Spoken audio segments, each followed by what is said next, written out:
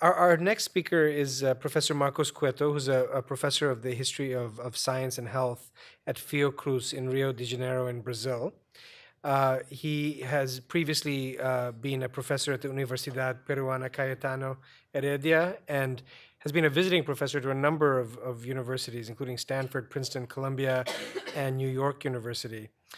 He's the author of The Cold War and Deadly Fevers, Malaria Eradication in Mexico. And I think a lot of us that studied global health institutions grew up learning about these institutions, including the Pan American Health Organization and the World Health Organization, from Professor Cueto. So we're honored to have him come today to talk to us about accountability in the history of the World Health Organization.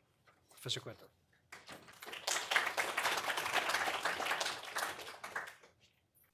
Okay. Thank you very much for the organizers. I only have one slide that is basically an outline of my paper, and is slightly different from the paper that I sent about a week ago, because it has a first section on the creation of the African office of the WHO, known as AFRO. And I'm going to read, and I apologize for reading. And something else I want to mention is that I'm dealing with these 4 issues in the history of the WHO. And probably in the final paper, I will concentrate on 1 or 2, or probably I will find more links between them. For the moment, I think that an important common theme is Africa, as I will try to demonstrate in the paper. When the WHO was created in 1948, it did not have a clear and transparent system for disclosing its decision-making processes. The agency did have a double standard policy, namely one for developed countries and another one for colonies or developing countries, that was clear in some crucial decisions.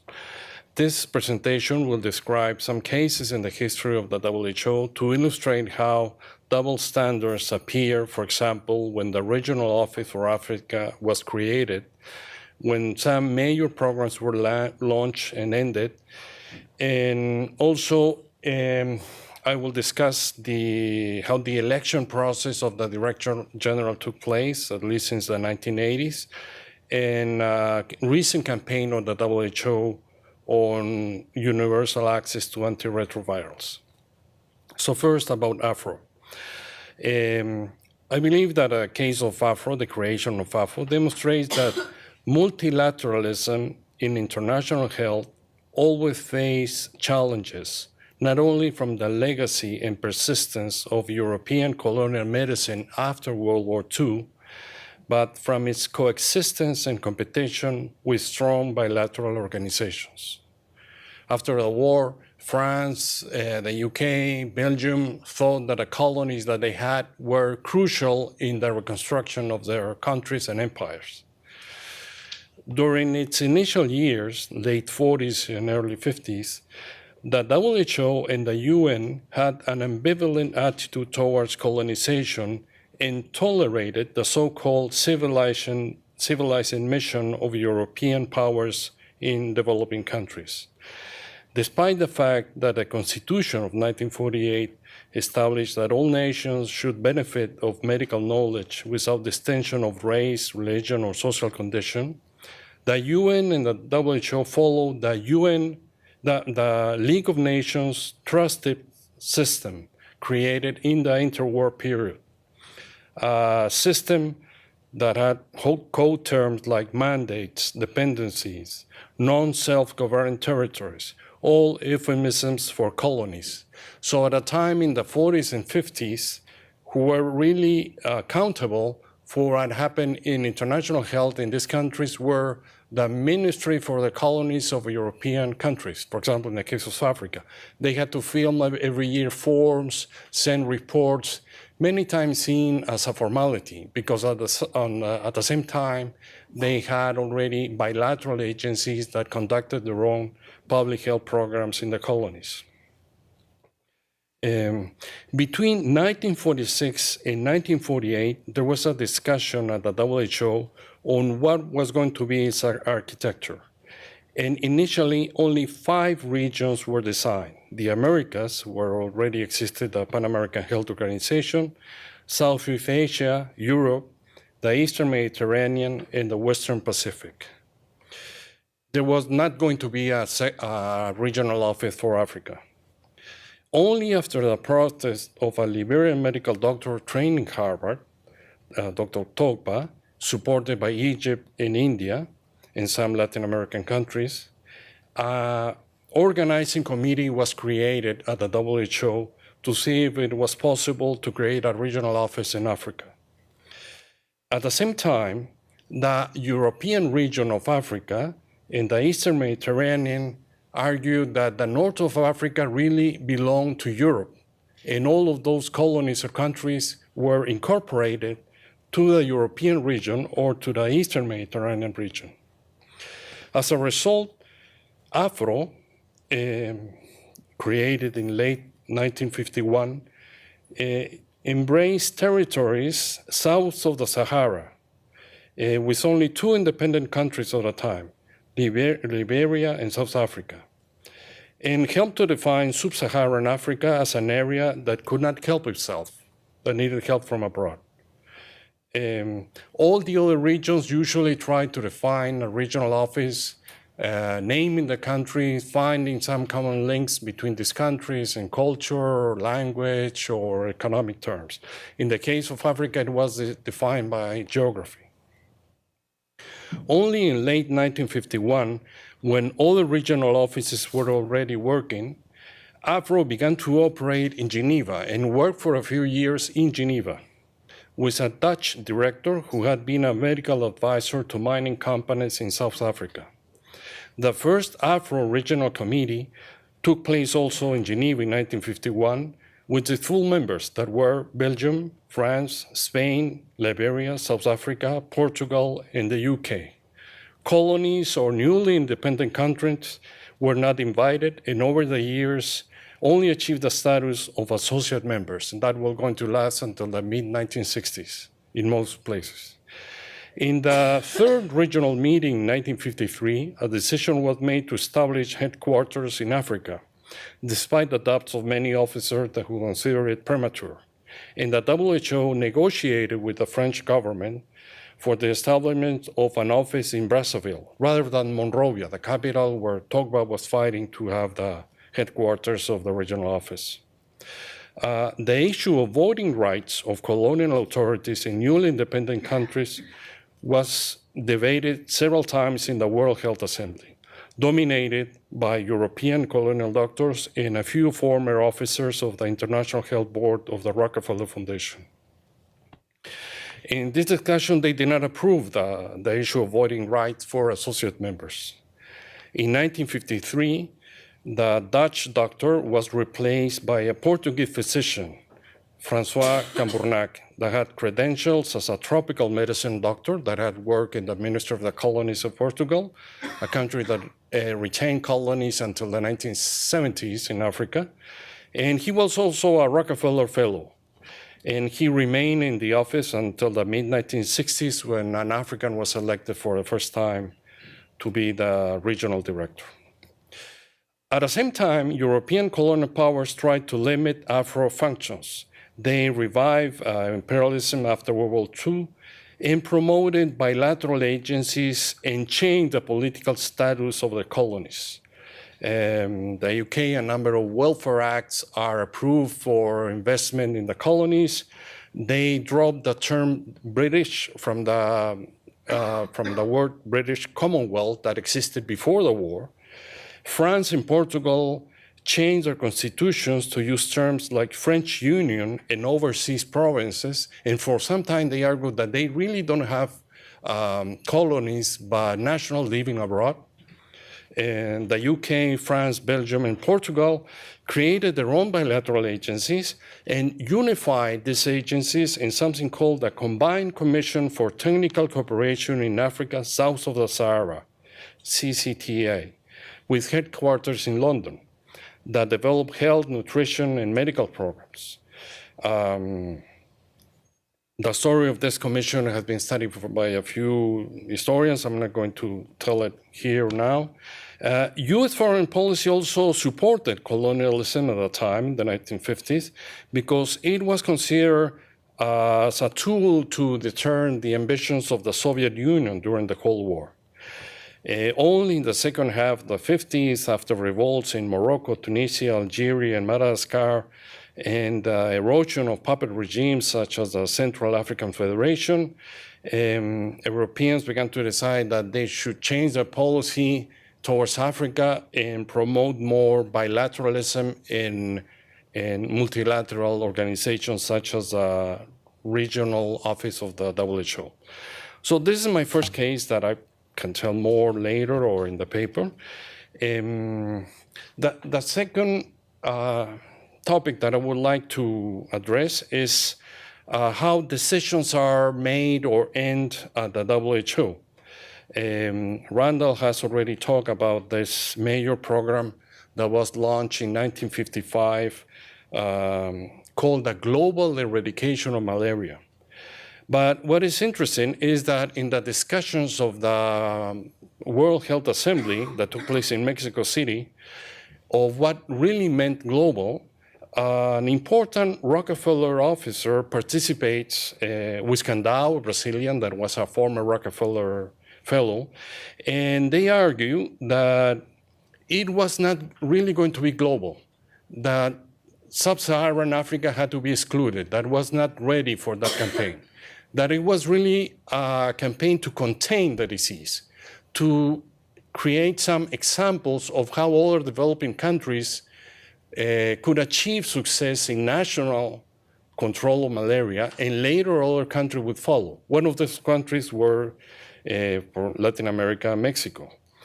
So it was not really literally global campaign.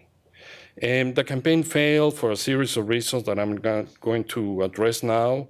I think that Randall mentioned some of them: the cost of the campaign, the political support that the campaign had. And it suddenly ended in 1969 with another health assembly where there was not really an assessment of what had been wrong with the campaign. The cultural obstacles, for example, they found in many peasant communities that did not want to participate in a vertical campaign. And I think that not only then, but probably before, became a pattern in the WHO of that I would summarize, I don't know if my English is correct here, that when something goes wrong, change the subject. Find a new program, find a new deadline. No? Initially, the program was global eradication of malaria in 5 to 8 years. It was extended to 1969, and then they say, well, really, probably we should not do malaria eradication, but work in sexual and reproductive health, no? Or other programs. And something similar occurred with other programs that came from a different ideological tradition. For example, the primary health care that Randall has also described. It was enunciated in a conference in Alma-Ata in 1978, and the slogan was "Health for All by the year 2000." No? I was already a university professor in 1999. I remember going to class saying to my students that I was depressed that we're probably not going to make it. And a student told me, don't worry, professor, there's a new report of PAHO saying health for all in the 21st century. No? So they postponed again, and the slogan health for all became like the new goal for many countries. They forget the deadline, and it became an elusive goal. And what really happened is that this way of beginning or ending programs created a lot of fragmentation inside the agency and inside ministries of health. You had vertical programs and other holistic programs. And moreover, you had outside the WHO a number of organizations that are going to appear more frequently in the 1980s and 1990s. Randall has mentioned already some of them, the PPPs, the public-private partnerships. And I think this has a lot to do with accountability, because in an environment of fragmentation, formally, nobody is accountable. And really, who has the power is who has the money. What happens many times with the World Bank and bilateral agencies, and later with the Global Fund. And now the third case, how is the election process and how is this relevant to the discussion? There was a big discussion on the validity of the WHO in the 1980s that has to do with Ronald Reagan and neoliberalism and all his criticism to public institutions and multilateral institutions. And some of the criticism, I think, was correct. It was also taken by scholars in international health, like, for example, Fiona Godley, that began to publish a series of articles in the British Medical Journal, arguing that the WHO was inefficient, fragmented, corrupt, and lacked effective leadership. She also criticized very much all the processes at WHO where there was no scrutiny, especially the election of the Director General. The procedure, for those of you who don't know it, was as follows. Member states proposed candidates between June and September of the year before the election. These candidates were considered by the executive board, which nominated one person by secret ballot in a private session that usually took place in January of the election year. The board was made up of 32 delegates for 3-year terms drawn from all WHO member states. The winner of the election made by these 32 people was usually just confirmed in the World Health Assembly that took place usually in May in Geneva of that year. So there was no discussion, and the decision was basically made by 34 people. Although members of the executive board were appointed to vote in the name of their government, they had a significant degree of autonomy because of the secret ballot system. If necessary, members of the executive board could have several rounds of voting, with the lowest polling candidate eliminated at each stage until a winner emerged. In the past few elections, they needed 4 to 5 rounds, and the difference between the first and the second candidate was 1 or 2 votes. Criticism became more acute when Hiroshi Nagashima occupied the position, first in 1988. He won over a candidate supported by the US, a Brazilian, Carlos Guerra de Macedo, but also he ran against a candidate from Africa, Monecoso, the first regional director of the African Regional Office. Nakashima was criticized for a number of reasons: poor management, his confrontation with Jonathan Mann, but he got reelected in 1993 by a vote of 18 to 13 to a second term. And there were a lot of accusations that were under the table negotiations, support of Japan, bribes even to developing countries. And it was the only case where some members of the executive board demanded that the final decision should be made in the General Assembly. And there was a vote that Nakashima won 93 to 58. After Nakashima's tenure, some cosmetic changes were made, like the elaboration of a shortlist, yet interviews and selections occur in private sessions of the board. At the same time, the political side of the election became more intense. For example, members of countries were pressured to vote for a candidate as a demonstration of their loyalty to a bloc or a superpower like the US or the Soviet Union. And the latter, even if they didn't have a representation of the board, and even major donors had a strong influence in the election process. They could promote candidates or groom candidates if their first choice was defeated in the first round. And usually they oppose candidates that were openly for primary health care. Gro Harlem Brundtland was a candidate that replaced Nakashima, elected in 1988, only with 18 votes. And after the fourth round votes. And she won also against an African candidate, Ibrahim Samba from Gambia, the director of the prestigious Onchocerciasis Control Program.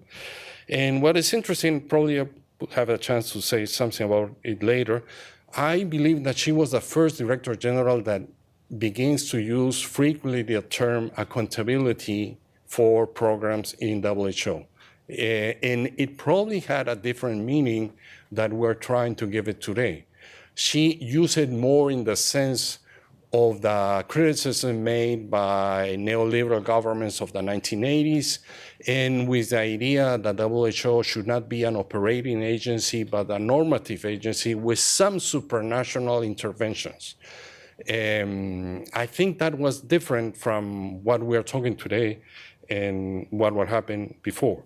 In 2002, Richard Horton, editor-in-chief of The Lancet, participated in a dialogue by radio with David Navarro, a senior policy officer of the WHO, formerly an officer of the British Bilateral Agency, an advisor to the UN in a number of diseases, food security, nutrition, and climate change. And Horton had these harsh words about the election process that was going to occur the next year. And this is a quote: "It is a process typical of a totalitarian regime of 20 years ago. It's secret, it's not transparent, it's not accountable. There will be no formal debate associated with the election process. A group of men will meet in a room in January and cast a vote secretly.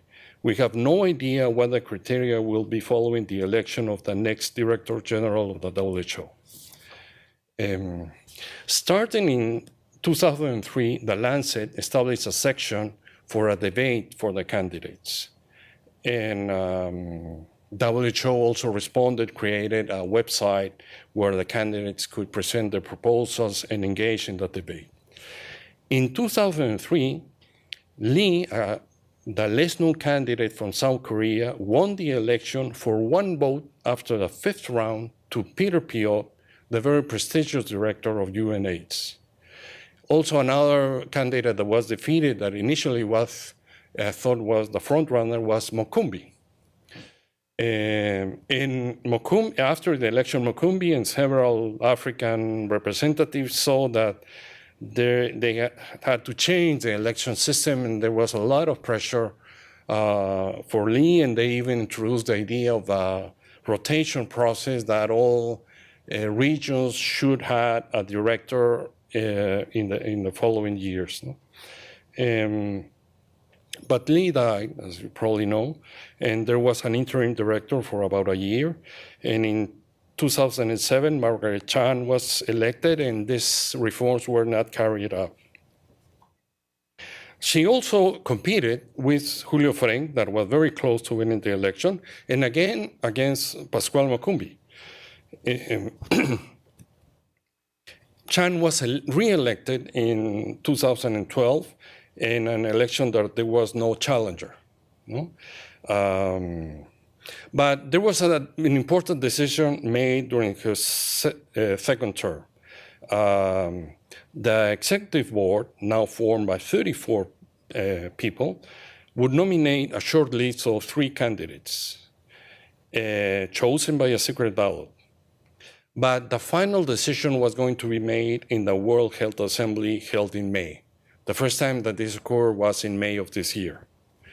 And as probably you know, was a very bitter campaign for 2 years with a candidate from the UK, David Navarro, that many people believe was going to win very easily the election, a candidate from Ethiopia, and a woman physician from Pakistan.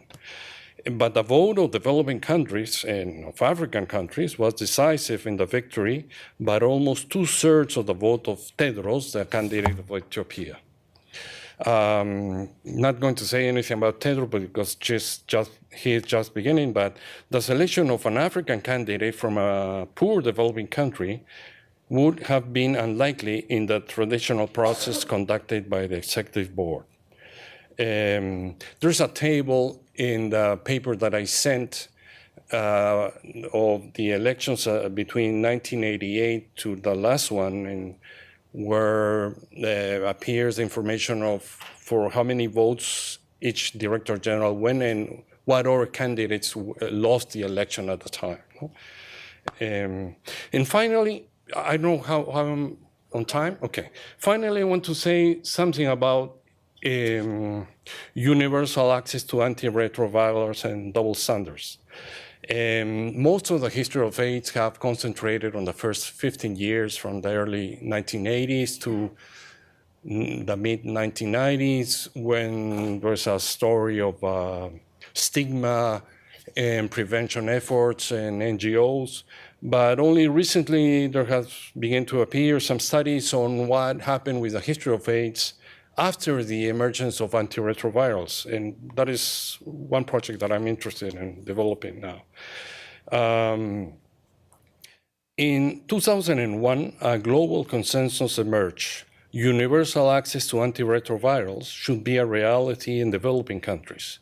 Previously, from 1996 to 2000, a policy of double standards existed with regard to these drugs. Global health agencies, notably the World Bank, USAID, and the WHO, argued that developing countries should concentrate on prevention, early testing, and counseling, and not on treatment programs because it was not cost-effective. As late as 2001, an officer of USAID argued that these drugs could not be used in Africa because Africans did not use watches and thus were incapable to keep a strict regime of drugs.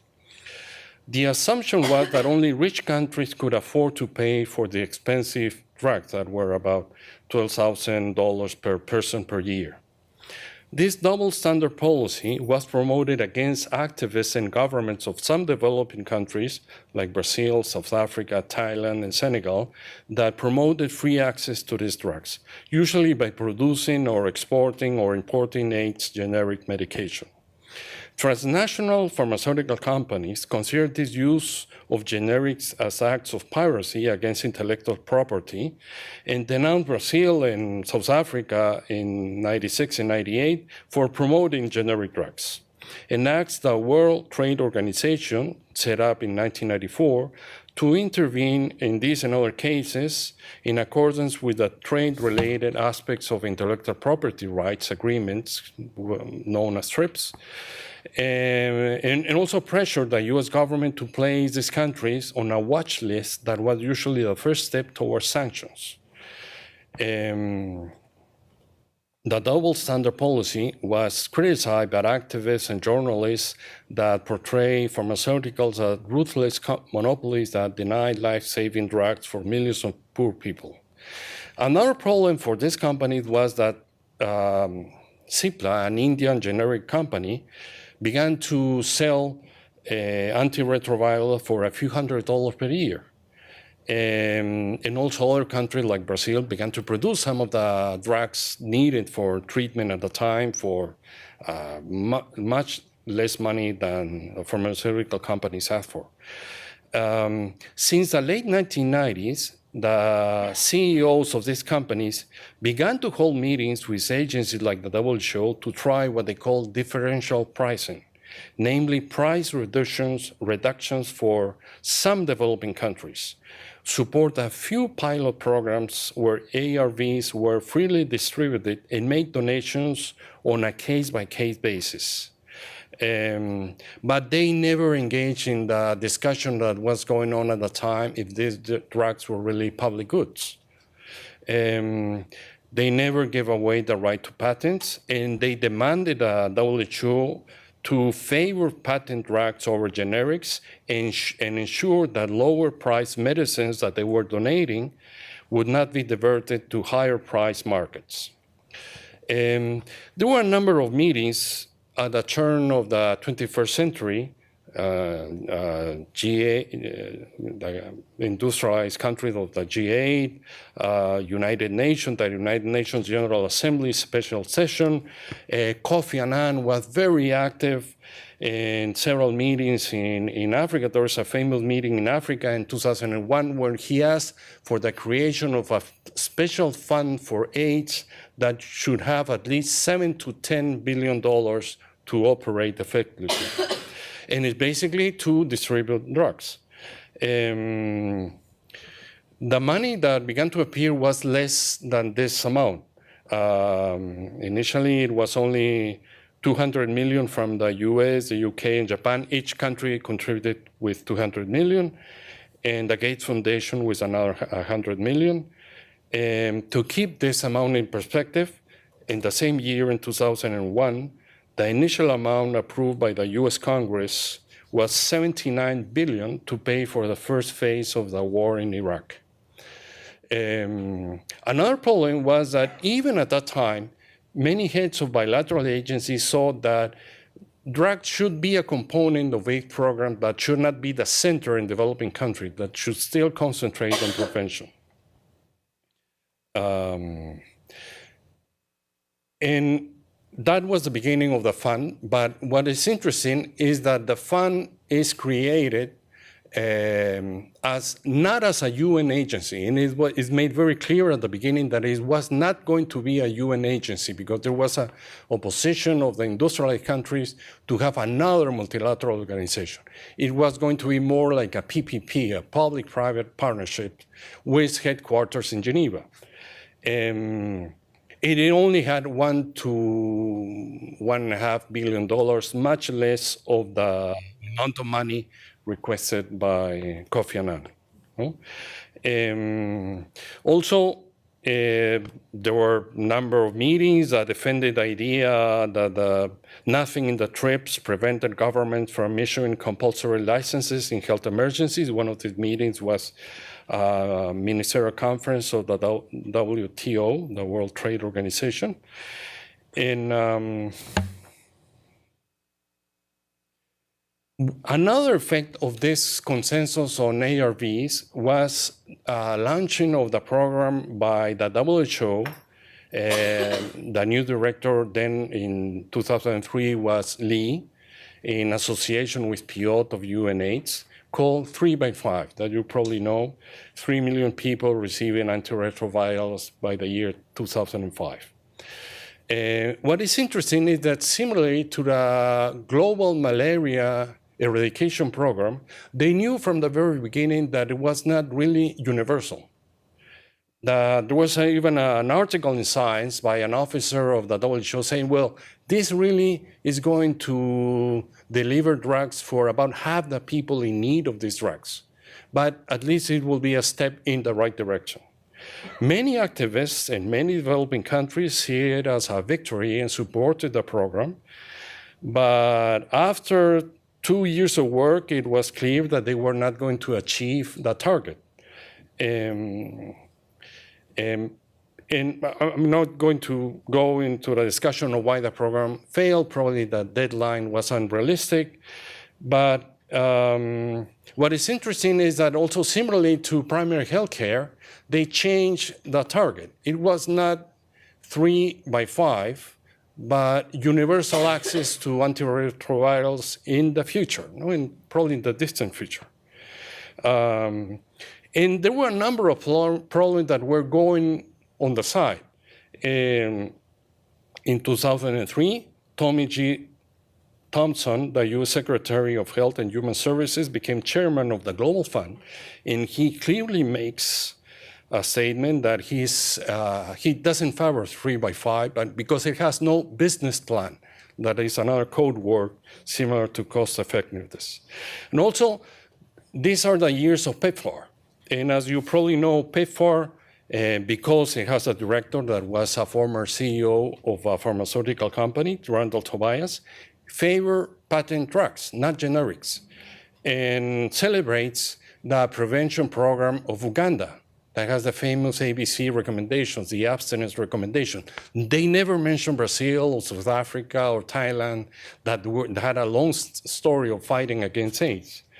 There was some change after a few years when Tobias is replaced, but there was a slow return to a double standard policy because, for example, pharmaceutical companies and industrialized nations began to enforce what they call TRIP+ provisions and bilateral free trade agreements with strong protection of patents and restrictions on the use of generics and compulsory licenses.